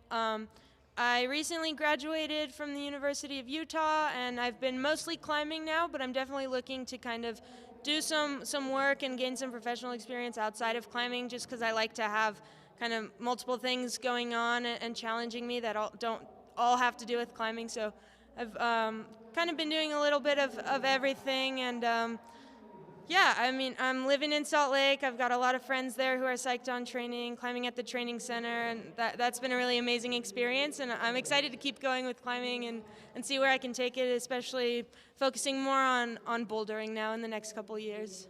What's the next big event for you coming up?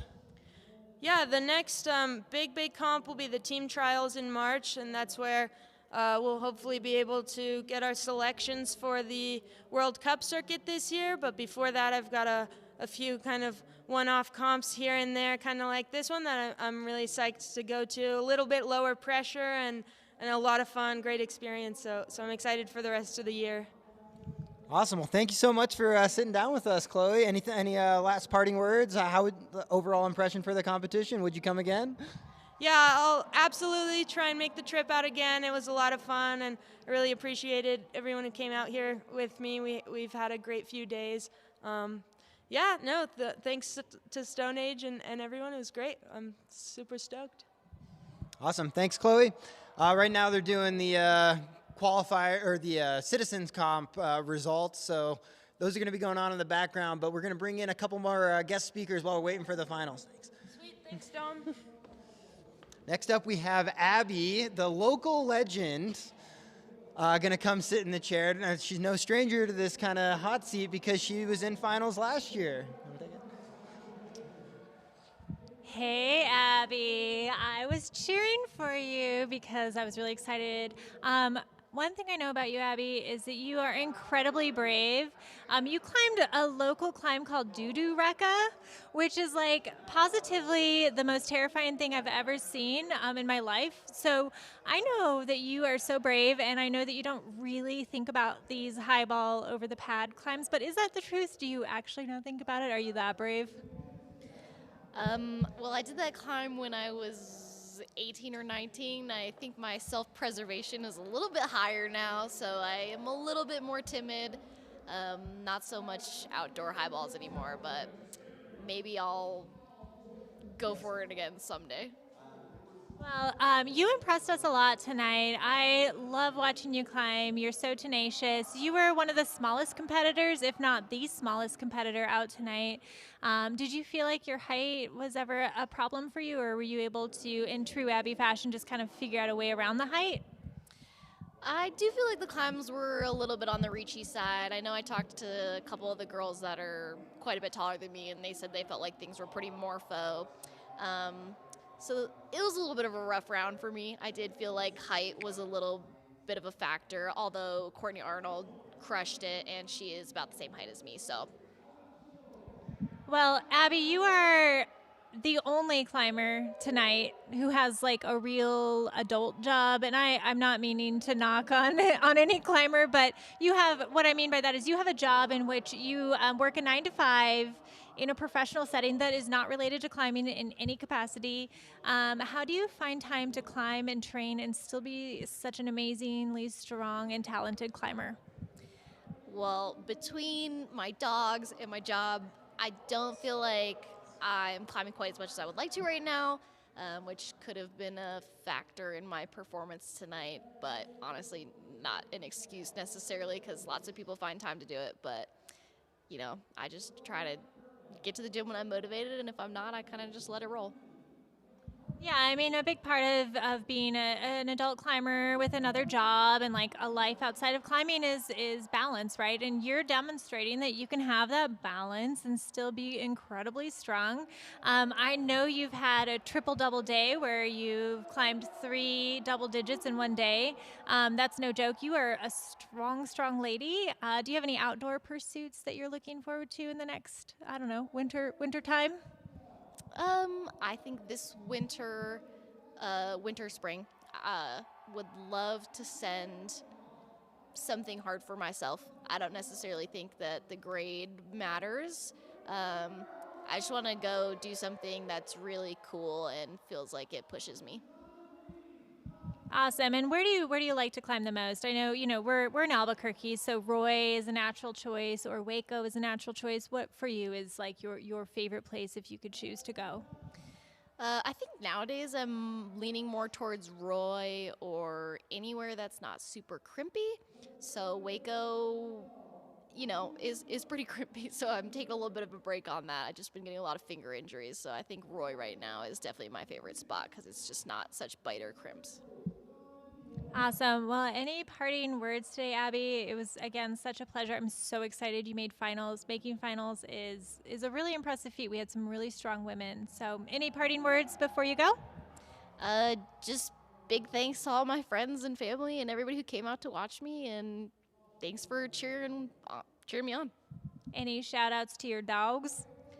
All my dogs, specifically my girl Willow. Yeah. Thanks, Abby, and have a great night. Enjoy your successes tonight, and I look forward to climbing with you in the future. Thanks, Molly.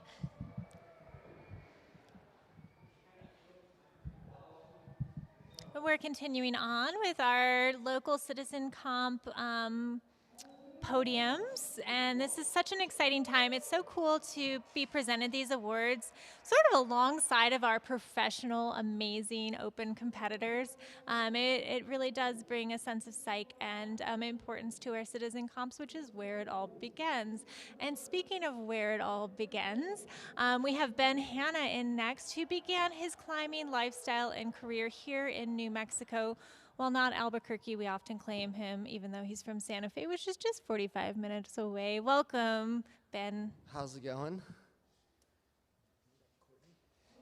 Oh, yeah. What? So, Ben, what was it like tonight for you climbing in front of a crowd that really knows and supports you? Oh, I mean, it's just the best. There's like nothing better than climbing in front of the hometown. Yeah, you make this trek almost every year, it seems. It seems really important to you to be able to continue to do this climbing competition, even though now that you live in Salt Lake, it maybe isn't super convenient, but you still seem to want to come back and support the local comp and see your friends. Yeah, I will for sure do this comp every single year. I think I've only missed it once during COVID when there wasn't a pro comp, and I'm going to keep doing it. Can we talk about how the Schaefers just got double dubs in each gender? So I missed that. The Schaefers just like definitely both podiumed in their respective categories, which is pretty sick. That's awesome. Those two are strong, and I love that, couples that climb together stay together. Isn't that a thing? So maybe isn't maybe the opposite? Too much time together, climbing together, push together. Are you single, Ben? Yes. Uh-huh. All right, so moving on. Can you tell me a little bit about how you thought the night went for you? I think it went pretty good. It's so far away. I think it went good. Pretty psyched. A little bummed that the coordination boulder took me a few tries, but I mean, I think doing all 4 boulders, like, it's kind of hard to flash all the boulders in a round, regardless of how hard they are. So I'm not too bummed about it. And the 2 mega boulders were sick. Do you get scared? I do get scared. I did not get scared this time. I was a little frustrated because I knew Charlie already beat me. So I was more angry than I was scared. Yeah, I mean, it's just so high up above those pads that I wonder about how much the athletes are taking that into consideration when they're trying to make, especially for you guys, some really dynamic moves up high. Oh, for sure. Last year I got terrified, very, very scared at the top of the route and took a real big whip because I was scared. And then this year I just didn't really think about it. I think it was a little shorter, and I was also just more focused on the climbing. Yeah, I think you're right. I think the route setters did take they shaved a little bit off the top this year, and they made those wild top moves a little bit more straightforward so that the falls didn't have that potential for sort of spinning or wild exits. So everybody looked pretty comfortable. I was impressed. I didn't see anybody look very obviously scared, which, again, just really impresses me because it is tall. It's 25 feet. Excuse me? Yeah, it's like 25 feet. It is tall, Ben. Maybe you didn't notice because you were so focused. Yeah. No, it is really tall and really scary. I feel like I did more Seco blocks this year, so I was more prepped for it. And so did Charlie. I think me and Charlie did all the Seco blocks, and so I'm getting more used to it. He took a bunch of prep falls this year. And there's definitely regardless of how used to you are on it, the pads or a Seco block, it's more of just if you're able to climb and not think about it, you end up climbing way better. And I think that's the key, is just not thinking about it. Yeah, for sure. So of the 4 climbs, which one was the most your style that you enjoyed the most? My style was probably, either 2 or 3, but I enjoyed 2 the most. 2 was sick. That was straight fire. Just 2 coordination moves in a row. Big commitment at the top of the wall. That was just a perfect boulder. 4 was real fun too. I liked 2 as well. 2 was cool. Sounds like you were generally pretty happy with the climbs tonight. Are you coming back next year? Yes, of course. Come on now. Come on. Obviously. So what's on the horizon for you? What are your goals, indoor or out? What are you eyeing up right now? Right now it's just outdoor. I'm just like psyched on climbing outside. I go home tomorrow and then I like repack my bags and then go to Pop Tire on Monday and then come back home Monday night, repack my bags and then drive to St. George for 2 weeks to go to the Hurricane for 2 weeks. And then I'll probably be in town for like another week and then go somewhere else to rock climb for a couple more weeks. Like it's just rock climbing for a bit. Sounds like you're living the dream. Well, thank you so much, Ben. Thanks for gracing us with your presence. As always, I love watching you. I'm always a little bit biased towards you, so I'm extra cheering you. Any parting words before we interview our next climber? Well, yeah, thanks for having me. It was good seeing you. I'll see you in a bit. Sounds good. Next up, we have in the seat Courtney Arnold coming to us from Flagstaff. Is that correct? Yep, that's it. So this is your first Yank-n-Yard competition where you're competing in the Open. How can you talk us through like what was going on in your head, making finals, whatever you can remember from such a hyped event? Well, you know, I'll be honest, I was pretty excited about the airbags, but also a little bit horrified. Had a couple nightmares last night about it.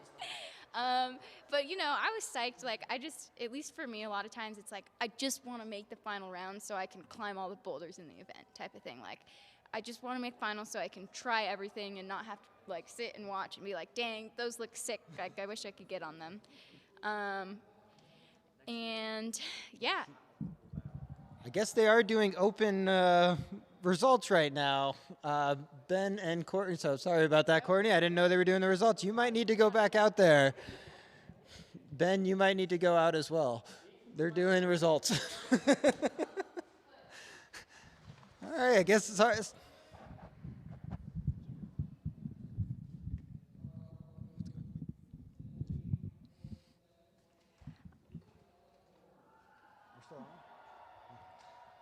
All right, we have the Open results now. Abby is in 6th place.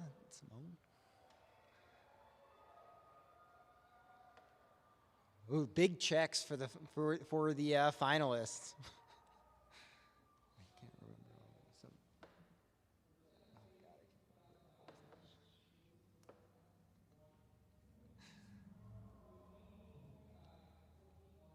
So you can see the 3rd place winner wins $1,000. That is no small feat for especially a teenager, might I add.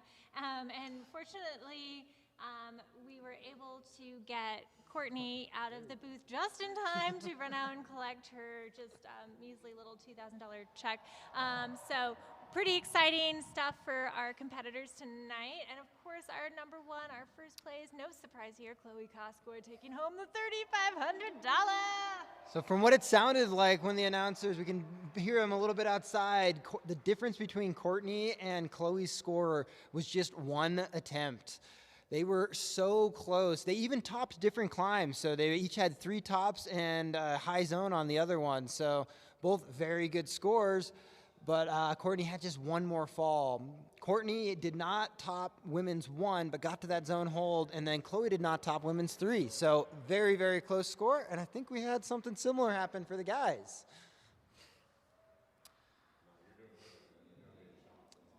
Sixth place, we had Jordan Shepard. Fifth place looks like it was Quinn O'Francia. Fourth place is Austin, who I think was our youngest competitor in finals this year. Again, he's actually been climbing for 14 years and is only 17 years old. If you guys do that math, he started climbing at 3 years old. So if anybody has been born to climb, I think you can say it's him, and has a lot of road ahead of him to keep improving. That means third place is going to be Sergey. It'll help out his living in his car fund. Now the moment we've been waiting for. We have no idea who won between Charlie and Ben. Too hard to keep track of the scores. It was very, very close in both cases.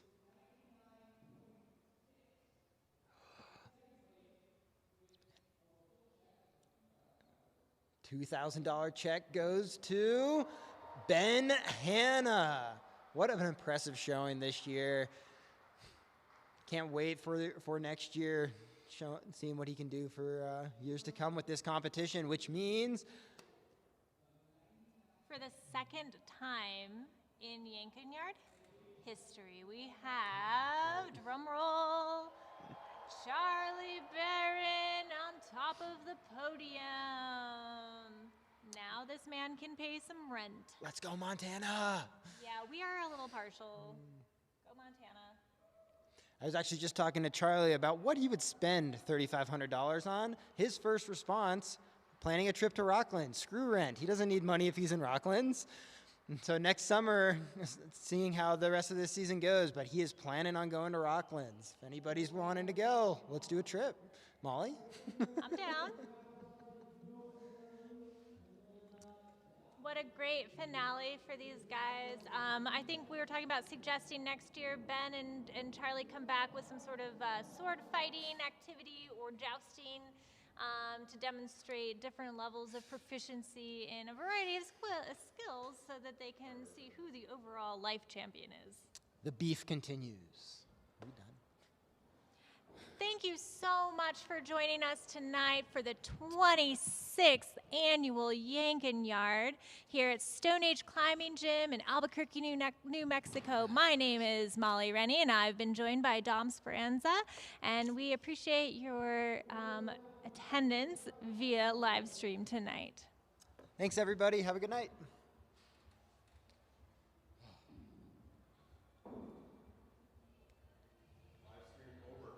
Oh, yeah. That was a lot of effort the entire time.